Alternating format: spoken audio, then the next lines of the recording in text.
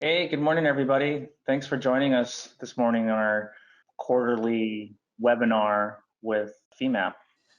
So the overall outline for this, we're going to talk about the steps, kind of the way I approach an analysis project from start to finish.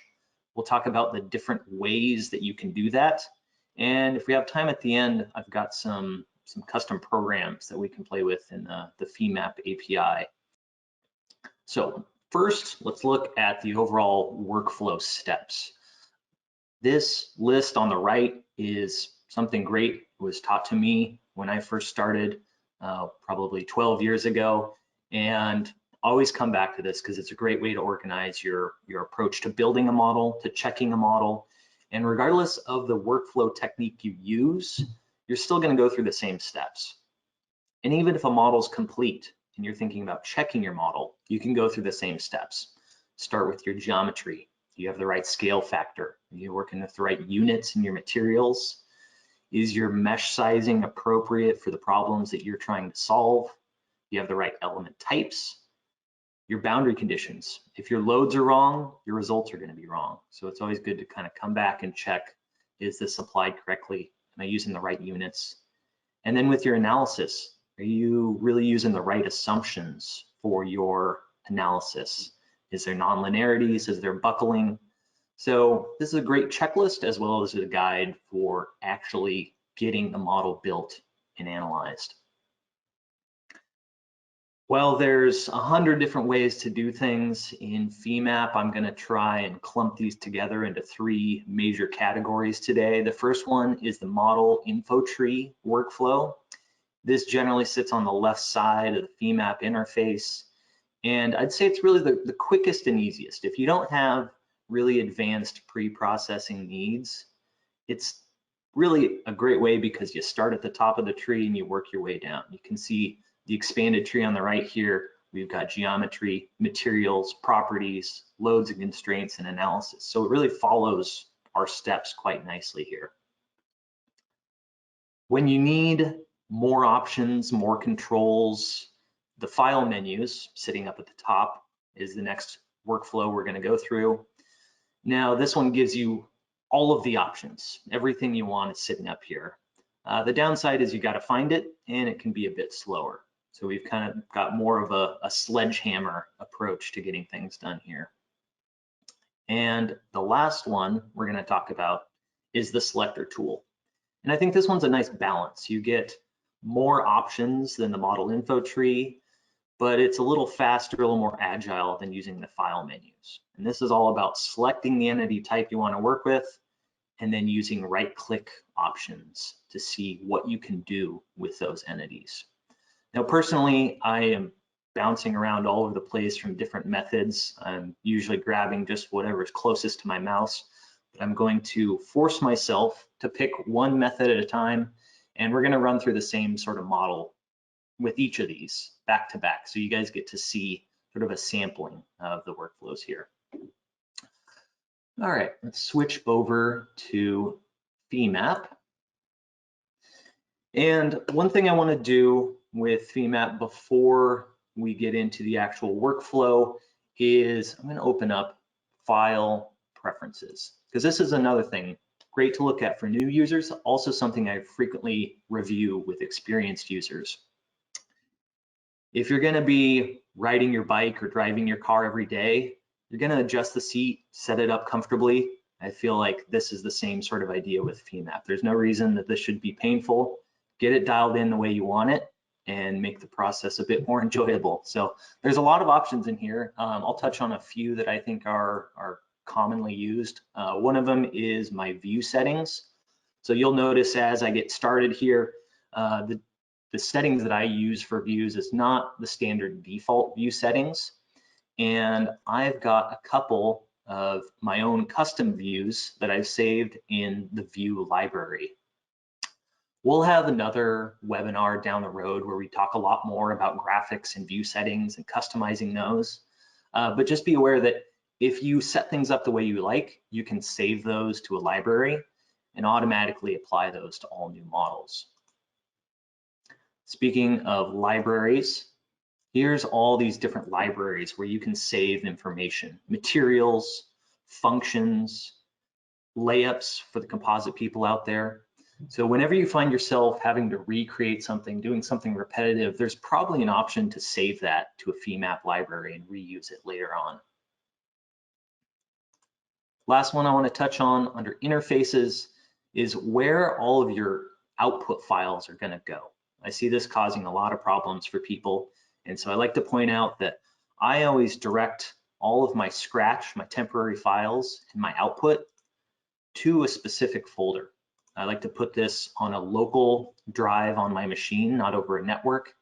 I want it to be a fast, preferably solid state drive.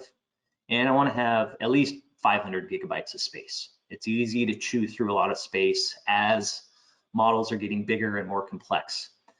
So this could, you might see something about license errors or unable to find the scratch. So I just want to highlight this because this causes problems for a lot of people, and it's pretty easy to set this up, whether it's you're a new user, you're using a new version of FEMAP, it's a new install, or if you're having issues. The rest of these tabs, take some time, explore. There might be some nice things to help you out here. Okay, so let's get started. The first one, the first workflow I'm going to use here is the model info tree over on the left. And this is part of the default FEMAP layout. This should always be parked right here. You can move it around and put it wherever you want. That's really just the most common spot for it to sit. I'm going to go ahead and bring in some geometry so we have something to play with. One of the first things to consider in our workflow checklist is our geometry. So do we have the right scale factor? Is this coming in the right units? You're going to be in charge of working with consistent units in your FEMAP model, and it really starts with making sure your geometry's in the right units there. Okay, this has multiple different components in this assembly, and if I expand geometry, I can see that. I got 7 different body solids here. The little icon is important as well. That little cylinder tells you that these are body solids, enclosed volumes. They have thickness to them. It's not just a collection of 2D surfaces. And with only 7, it's pretty easy to use these checkboxes to turn things on and off, get rid of stuff I'm not interested in, and focus on the parts that I am interested in. Now, if you have more than 7 parts, you might have hundreds, you might have thousands. Hunting through a list and turning these checkboxes on and off isn't really an efficient way to do things. If you right-click on the checkboxes, you get more options. You can show selected only, you can show hide, you can reverse your selection, you can even hide the surfaces of selected solids for different view options here. You can see I can blank out the surfaces and just show the curves of that. But one thing that I've found to be really pretty useful here when I see a part on screen that I want to work with is I say select show only. That comes up with a dialog box sitting down here at the bottom. I can pick the part that I want to work with on screen, and it automatically blanks the rest for me. So I'm not hunting through a list. I can pick directly on screen what I want to work with, and FEMAP does the rest for me. Okay, next is our materials and our properties. These are sitting a little further down model info tree. I'll go to materials, I'll right click and create a new material. Now for the simple linear elastic analyses that we're going to be doing today, I can type in my elastic constants, or as I was talking about with libraries, I can load existing materials from this ESP library file. So once you start paying attention, you'll see that these these library files are all over the place in FEMAP, and you can create new entities like views or materials and save them to these libraries to use later. So we'll load up some aluminum. We just need the one, and I'll do the same for my properties. Right click and make a new property. I'm going to work with solid element types for this, and there's not too many options that you need to worry about with solid elements. You pick a material, you give it a name, maybe pick a color, and that's all you got to do.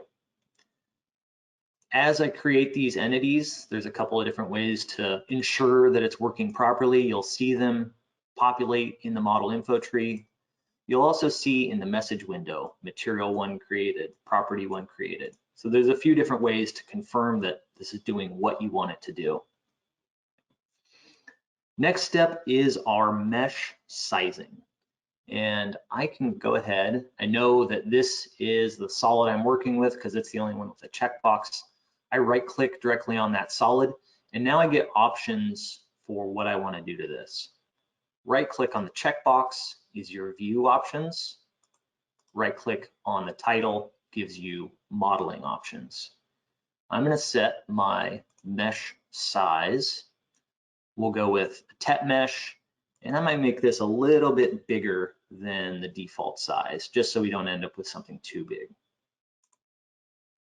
All right, how do I know this actually worked? My particular view setting, I don't have the mesh size turned on. A lot of the view options that you're going to change regularly sit under this little gray cube, this little view style cube here on the toolbar, and you can turn on your mesh size. So this is kind of nice because you get a preview of what the mesh is going to look like. I generally have it turned off though, because it doesn't make the graphics quite as sharp unless you really need it. Okay, so we've got our sizing. Let's actually mesh the part. This is going to be a TET mesh part. We'll go with all of our default options here and let that run. There's our TET mesh. It's nice to pay attention to the message window here. It's going to tell you about your element quality. The Jacobian, lower is better. So the majority of our elements have very low Jacobian, which means high quality. There's really only a few elements with high Jacobians, poor element quality. We're not really going to dig into adjusting mesh very much in this workshop. But again, on the Applied CX website, we have a whole library of seminars, and there's seminars dedicated just to this type of thing. We'll keep it a bit more high level today. Okay, next we need our boundary conditions. Now, as we come down the model info tree here under loads, I'm going to create a new load set. And the load set is what's going to hold all of our individual load definitions. Any sort of load that you want analyzed at the same time, forces, pressures, temperatures, and so on, you want to make sure they're all in the same load set. Load definitions, these are your different types that you can put in this set. And I'm going to use the on surface option here. We're going to constrain this link here at the bearing surfaces and then load it up at this central sort of clevis junction here. If you're new to FEMAP, you'll start to notice this guy all over the place, the entity selection dialog box. And it's really just a tool that helps you track what you're picking. Now I want to pick for my loads, these surfaces right here. And as I click, the ID of that surface will show up here. I can use the highlighter to make sure that I grab the right one. I can turn off the highlighter. But something that makes picking a bit easier is the right click menu. And the three options I want to talk about here are pick normal, pick query, and pick front. So pick normal, it's going to grab whatever entity that you're closest to in terms of the centroid. So I can pick through the structure here. When I do pick front, it's going to grab whatever's directly in front of the cursor. And when I do pick query, I can click, and hidden down in the bottom right corner is a little selection list. And as I roll my mouse wheel, I can sort of drill through the structure here to find the specific surface that I want. So when there's something that's really hard to pick, pick query can be kind of nice. So let's try it over here. And you can see I can roll my mouse wheel back and forth until I get the one I want. So there's my two surfaces for my load. I'm going to do a bearing force, which means that this force is going to be applied normal to the surface. And we'll hang 2,500 pounds off of this. We'll specify the direction we want this force to act in, the Y direction, and click OK. So there's our load. The process for the constraints is really the same. We create a set, and within that set, we'll create our definitions. So I want bearing type constraints on these surfaces here at both ends of this link. I'm going to use the pick front option. If you make any mistakes, you can always delete surfaces from your selection or reset using the options down here. Delete, reset, and highlight. So these are great tools to make sure that you're actually picking what you want to pick. And just like we did a bearing load for those center holes, I'm going to do a bearing type constraint for these, and that's called constrain radial growth. It's not a perfect idealization of the way a bearing works, but it's a model. Nothing is perfect, and this does a pretty good job for linear elastic models. That's going to hold it basically in plane there, but I need something to restrain it in the X direction. So I'm going to make another constraint definition on surface, and I'm going to pick these two faces where they might have some sort of thrust bearing, and I'll just constrain those in the X direction. So now I have a fully constrained model. As you go through and populate the model, you want to turn off things like surfaces, curves, points. This is why I have mesh points turned off, and the view starts to get a bit cleaner. So at this point, the last thing we need to do is create our analysis set. Down here, we go to manage, we'll make a new one, and we're just going to go with a static Nastran analysis. I always like to check and make sure that it grabbed my constraints and my loads. It's not uncommon, do everything right, but your analysis doesn't see your constraints or your loads and it doesn't work. So that's a quick check there. And we can run. This should take, I don't know, maybe about 30 seconds or so for this model to solve.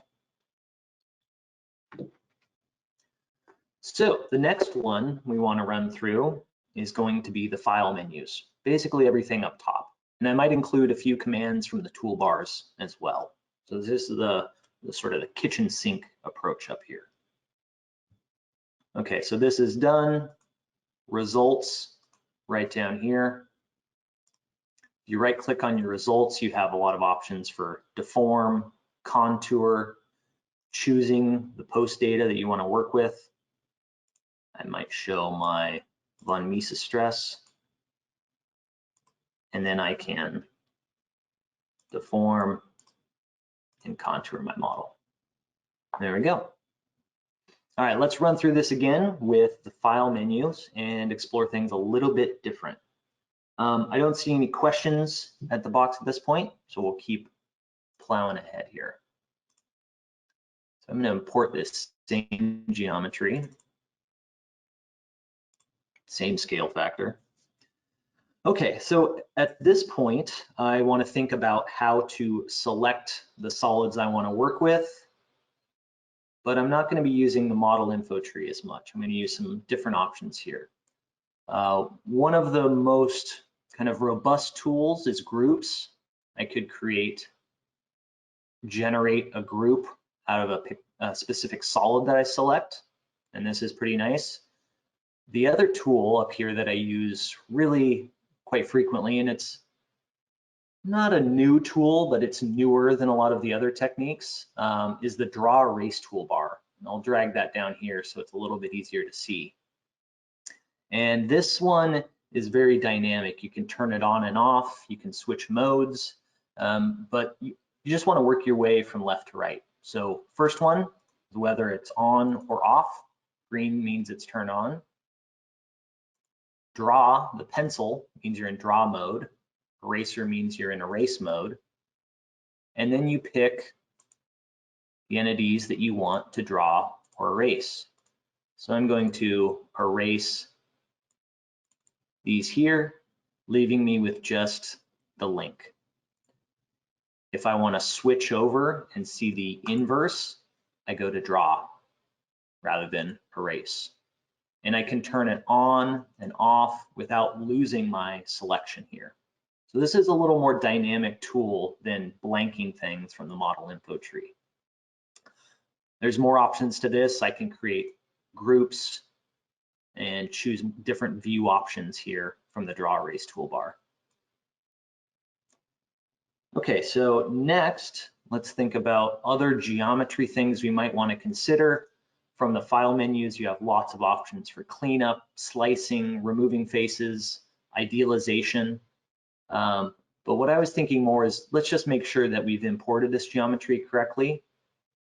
We can list some geometric curves. Those will be printed down in the message window. Make sure we have the right radius. Up here, we could also use the measuring tool and measure. Let's measure between points. And I can measure my geometry and make sure I have the right units. Okay, so next, we've got our geometry done. Materials and properties, there's nothing really too special about creating these from the file menu versus the model info tree. We'll do same aluminum, and we'll create a property. Just like before, we're doing a solid property. Now, I know I'm moving through these options pretty quickly, but again, this is going to be available for you guys on the website later on, so you can come back, pause, rewind, come through it at your own pace. I just want to try and pack in as much good stuff as I could into our allotted time. Next is our mesh sizing. So under mesh control, we have a lot more options on how we would specify our sizing for a piece of geometry here. I'm going to start with the size on solid. I'll pick this link, and we get the same dialog box. If I wanted to fine tune some of the mesh sizing options in here, there's a lot more options under mesh control. So for example, one of these is called interactive. If you like the mesh size overall for this part, but you wanted a bit more on a few specific curves, maybe say those holes where we are applying the load, I could say, I want to set the mesh size to 12 elements per curve. Pick in the curve box here. And then as I select these curves, it's automatically updating those to have 12 elements.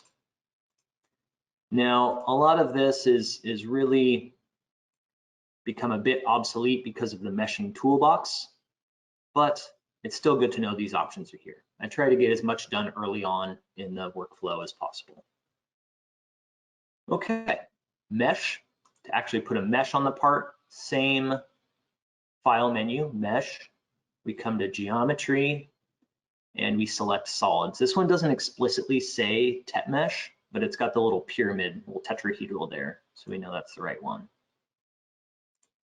I'll put a tet mesh on this part. Now, one option that we didn't play with last time was our meshing approach. If we had a really complex part that took a while to mesh, you might just want to start out with a surface mesh. That's just going to put temporary elements on the skin of this geometry. So you could see what it looks like. You might want to take a look at your element quality to make sure that there's nothing too nasty that you need to fix up before finally going through and putting your solid mesh on this same part.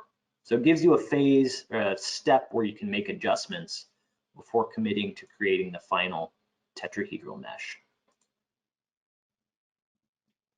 And there we are. All right, loads and constraints.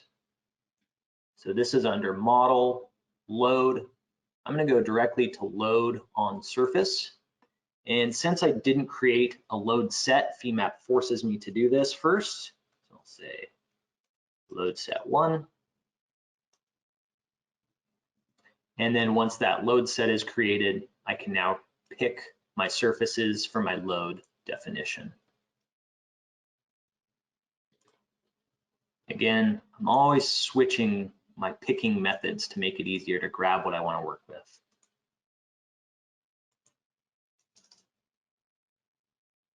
Same load as before in the Y direction. There it is. Constraints, same thing here on surface.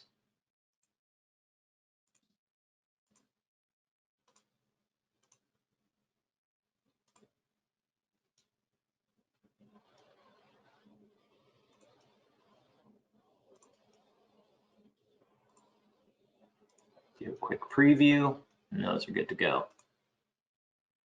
Now I talked about this constrain radial growth special constraint here. Let's take a closer look at what that actually does. So I'm going to apply my X direction load. And then we want to look at some of the other file menu options to see what's going on with this. How does this actually apply to the model? Under the same area where we would apply our loads or constraints, we can expand those. So right now we're applying it to a surface. Femap finds the nodes on that surface, converts it into the right coordinate system and applies it. But if we want a preview of what that looks like, we can expand. And we can see the specific degrees of freedom that it applies in terms of constraints. Same thing for loads. Let's expand this bearing load. And you really get to see how this bearing load sweeps from peak load at the bottom, tapers off at the edges, and applies it normal to the surface. So great sort of checking tool there to make sure you've done your boundary conditions correctly. Okay, last thing we do is create our analysis. Now the analysis manager sits under model here, but something that I kind of like to use when I'm doing a model that I'm pretty confident is going to work, I'll come under the custom tools. These are all macros that people have written and submitted, developers, users, teachers, and submitted. But under standard analysis, you can click static analysis. It'll automatically create a new analysis set using your active loads and constraints and get it solving right away. So saves you a few clicks. Also just encourages people to explore some of the tools under custom tools. All right, so that's our last step there. Post-processing is really the same. There's not a real direct way to do it from the file menus. The post toolbar does have the options, and oh, sorry, that's down here in terms of contour, deform, and so on. But I always find myself ending up back in the model info tree to make sure I have the right output set and select the output vectors I want. All right, our final lap through this model here is going to be with the Selector tool. And I'm going to start with a new model. I want to show you guys a little trick that I thought was really handy, but I want to use a more complex assembly to show you how this works. I find myself having clients send me simple geometry files, a step file or an IGES file, and I don't have the CAD package to sort through and get rid of nuts and bolts and washers. So I'm sorting through big assemblies and picking what I want to focus on in my analysis a lot. And I found that the Selector tool has some great options for making that a bit easier. So if we look at the model info tree, I've got about 260 solids here. I don't want to go through the list and find the ones that I want to turn on and off. And I don't even really want to pick them off the screen because I'd still be making hundreds of picks. So I'm going to use the Selector toolbar or the Select toolbar. I'll drag it down here so it's easier to see. And I'm going to pick geometry based on size. So the Select toolbar, like the Draw Erase toolbar, start at the left and work your way across. First, you pick the entity type that you're going to be working with, and we're going to start our same workflow with geometry. So I'm going to pick solids. Next, we'll drop-down menu is how you pick. So whether it's pick front, pick normal, pick query, like we saw with the right-click menu. There's also some select options for if you're going to be using some sort of click and drag box or circle to pick things. And something that's quite important for the Select toolbar is deciding if you want to select a single item at a time, only working with one entity, or if you want to select multiple. And I want to select multiple. So the little icon kind of changes modes here to work with multiple. Working my way to the right, now I have different actions. I could do a box select, a circle select, but something that I like is selecting by size. It pops up with this, and I could select all of the solids by their volume. And I want everything larger than, one of the nuts or bolts or tiny pieces that I'm not that concerned about. If I don't know the volume of that part, I can use this measuring tool and pick one of those parts. I'm going to pick this here. It calculates the volume. Let's round up. We'll say we only want to grab parts bigger than 7 cubic inches. Now this command takes a little bit of time, especially with more complex assemblies. This one has less than 300 parts. If you're working with something 1,000 parts, it might run for a few minutes, but it's doing a lot of the work for you. So I would just say, be patient. It's kind of worth the wait because it does a really nice job here. All right, so I have now, the Selector has now gathered all of the solids above a certain volume. And I turn the Selector on, so you see the solid entity here, which means that it's active. And when I right click out in the screen, I have all of these options to work with these solids. Another way to kind of understand what it has picked for you is down at the bottom of the model info tree. It's picked 59 solids. So when I right click, these operations are going to impact those 59 solids that it's picked for me. And we could do show selected only. So these view commands are the same view commands that you saw in the model info tree when you right click on these boxes. I could also create a group or just get right into meshing it. But let's do show selected only. And there we go. I'm just showing the parts with high volumes. I've gotten rid of all the bolts, all the nuts and washers. Now, I'm not going to move forward with this specific geometry. I just can't bring myself to TET mesh a pressure vessel. The ASME people would be looking down upon me. So we'll switch back to the link, but I thought it was great to show you this more kind of complex technique on a complex set of geometry. So let's get back to our linkage.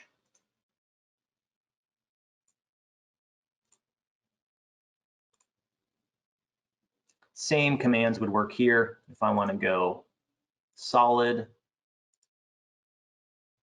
show selected only, and then I turn it off, it's doing the exact same thing in the background that we did with the model info tree. Now, in terms of our next steps, materials and properties, we can't actually create new materials and properties from the Selector. They actually disabled this feature years ago. I'm sure there's some logical programming reason for that, but we can't create new entities from the selector. So we kind of have to share with one of the other methods here. So I would go up here and create my materials and properties. What I'm actually going to do is I'm just going to skip that step for now. If I try to mesh the part, Femap is going to force me to pick materials and properties. So even though that option is not really sitting here, that's fine. We'll skip right over that. Now we can use our solid. I right click on this guy and I'm going to go into my mesh sizing. You get that same dialog box as before. Turn on our mesh points. There we go. If you want more options for adjusting the mesh sizing, we could refine it in certain areas. Like I could choose a surface, right click on a surface. I'll go pick front. And I could put a different mesh size on this surface. You can see it's much finer in that region. I could use this for curves and put a different mesh size on these curves. So the selector really allows you to quickly choose different entity types and adjust things on the fly for those entity types. You'll notice that when I wanted to do my pick front, pick normal, I had to do this from here, because when you're working with some active entity type and you right click, you don't get those normal right click options. So what we have in our notes and our PowerPoint slides that we'll upload for you guys is a few shortcuts here. If you hold the Alt key and right click, you get your standard right click menu. If you hold the Shift key and right click, it jumps straight into those visibility options. So those Alt key and Shift key are kind of nice shortcuts to give you more options here. All right, next is our mesh. We'll go to solid and I'll go to tap mesh. I didn't create materials and properties earlier, so now Femap is forcing me to do it. So even though we skipped that step, it's still gonna require that that happens before we actually get a proper mesh on this part.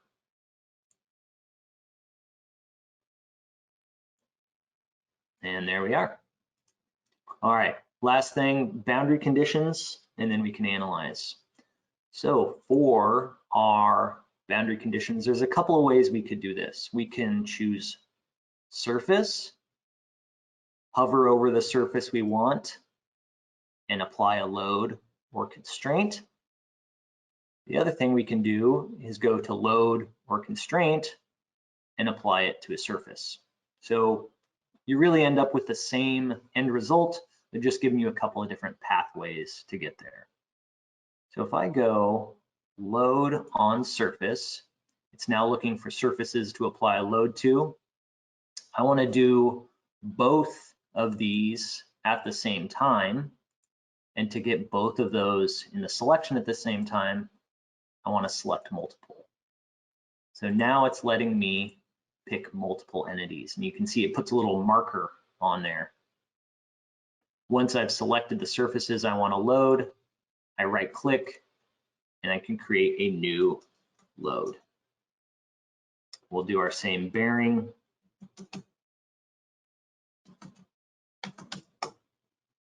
There we are. Constraints, it's going to be the same way. Now when I say constraint on surface, I want to make sure I clear out my previous selection. That's the thing about the selector, is it's almost like a temporary holding container for whatever sort of entities you're working with. So be aware that when you kind of switch modes, switch what you're trying to do, that you might want to clear out the selector. All right, so my surface is here and here and here. Right click, we'll make a new constraint and this same radial growth. We'll clear out that selection, turn it back on, and we'll do our X direction constraint on these. And that's just in the X direction. Turn it off, clear it out. All right, we have everything done for this. There's not an analysis manager from the Selector tool here.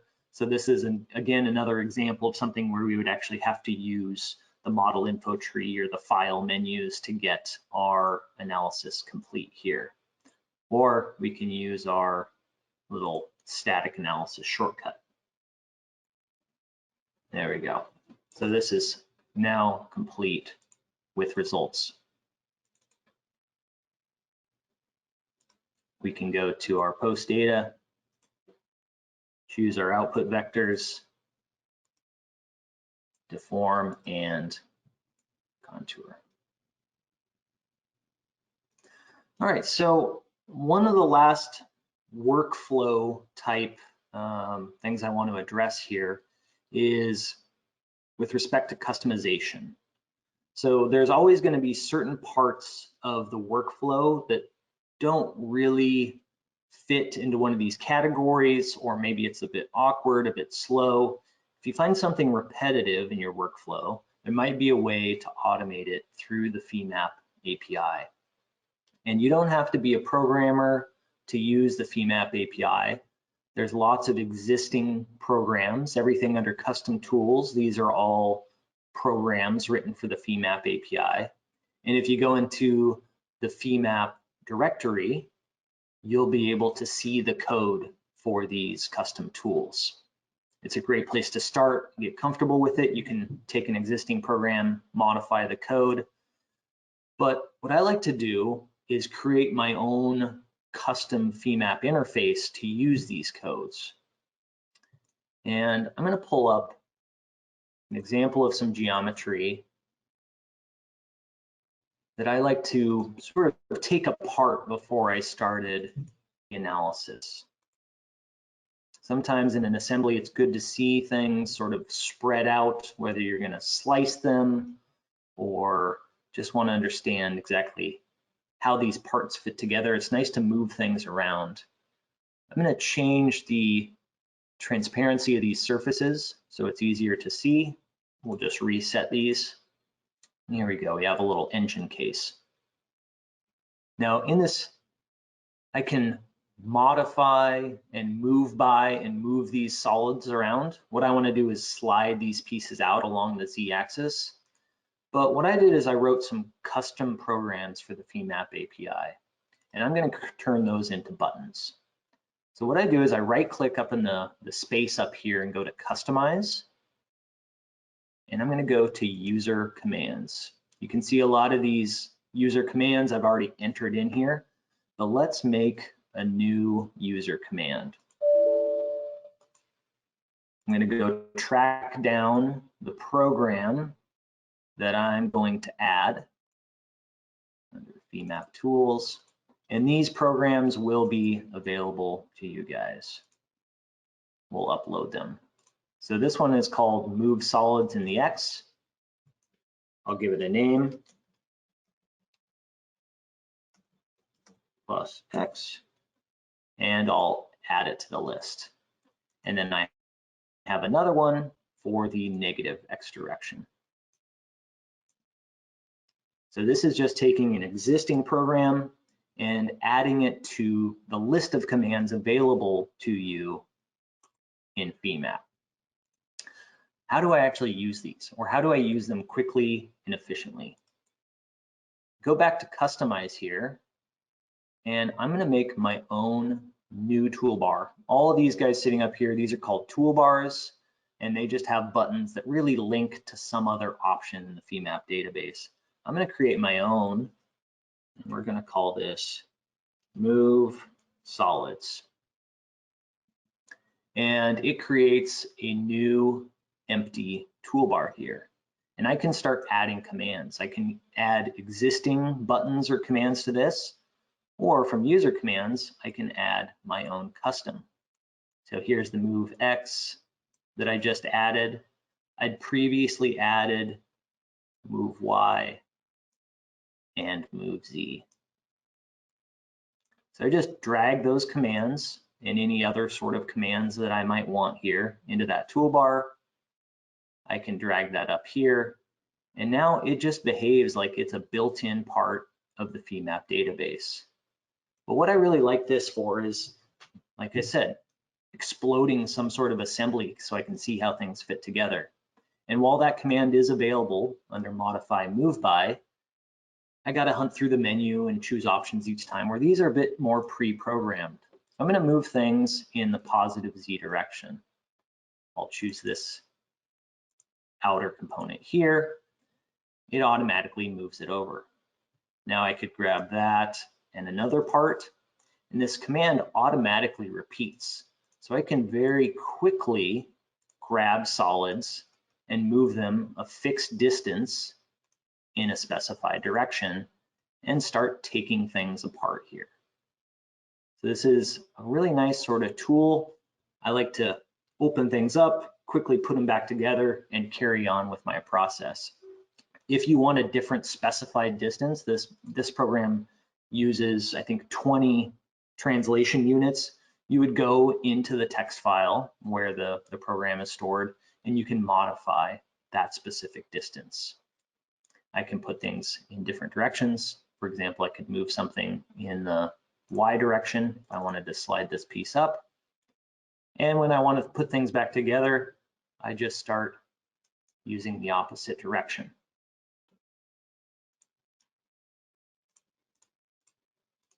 So it's kind of a simple little toy of a program here, but at the same time, if you find yourself moving parts around very frequently, this can be pretty helpful. Okay, so I think that covers everything in my presentation from the workflow. Let's just do a quick recap on this. So key takeaways here is just follow these steps, whether you're building a model for the first time, whether you're checking over your own work or debugging a model.